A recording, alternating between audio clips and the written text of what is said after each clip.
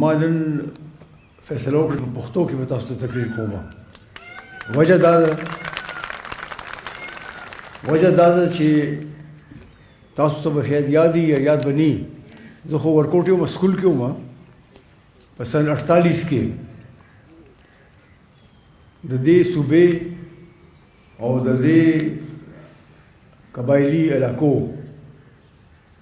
خلکو چې په کشمیر کې کوم جنگ آزادۍ لپاره کړی و د هغوی په یاد کې او د هغوی په احترام کې ما فیصله وکړه چې نن به تاسو سره زه په پښتو کې څو خبرې وکړم ځکه چې هغوی خلکو نه هېر شوي دي. څومره خلک هغې کې شهیدان شوي دي، څومره پکې غازیان وو.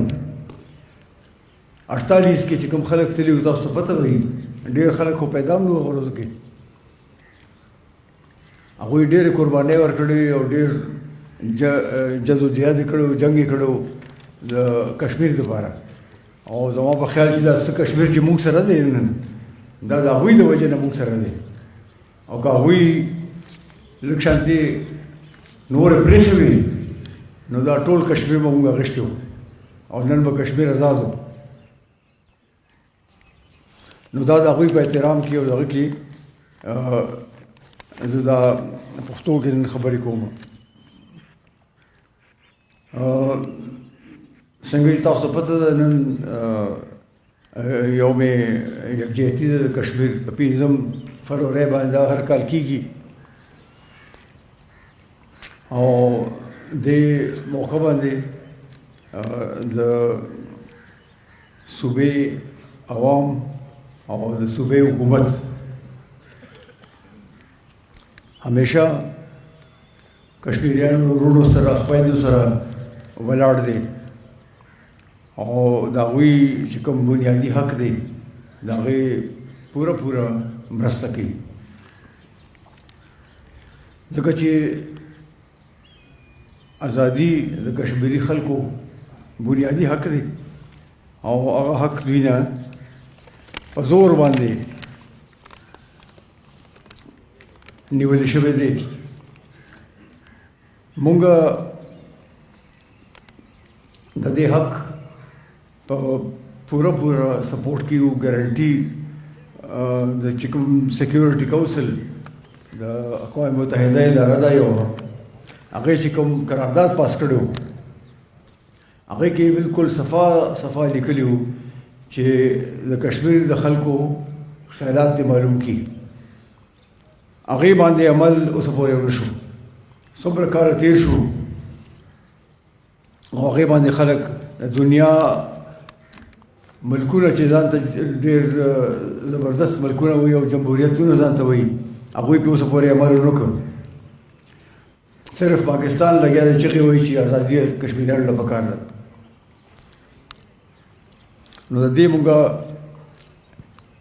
ډېر مذمت کوو او ورسره د هندوستان خصوصا مذمت کوو ځکه چې هغوی د کشمیر د مسلمانانو باندې چې کوم ظلم او بربریت راغشتی دی د هغې تاسو ته پته ده. نور به تاسو څه ووایم، ماشومان بچي زنانه ټول برباد او تباه کړل او لګیا دي کوي.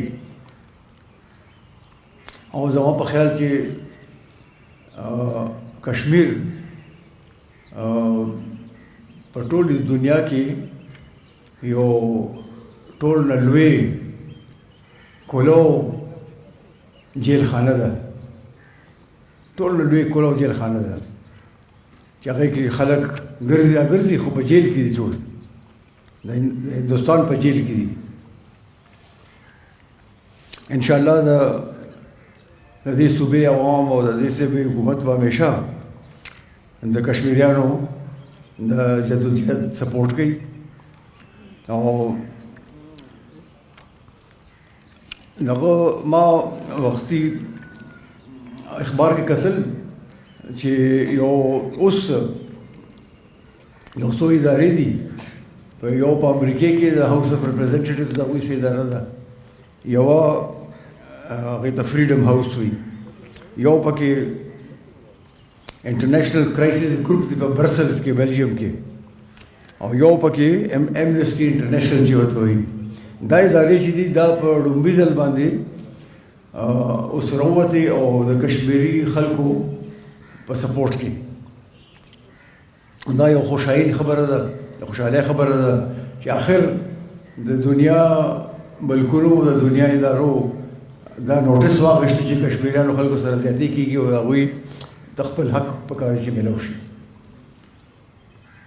نو موږ هم دا دعا کوو او امید لرو چې د کشمیر خلکو ته به خپل حق میلاو شي او دې کې به څنګه چې مخکې په سن 48 کې کشمیر له موږ پوره سپورټ ورکړی اوس هم انشاءالله چې څه ضرورت دي کشمیر له به او کشمیریانو له به هغه سپورټ ورکوو تاسو ډېره مهرباني او خدای دعا کوو چې خدای کشمیر آزاد کړي او کشمیري خلکو له دې امن او امان ورکړي مهرباني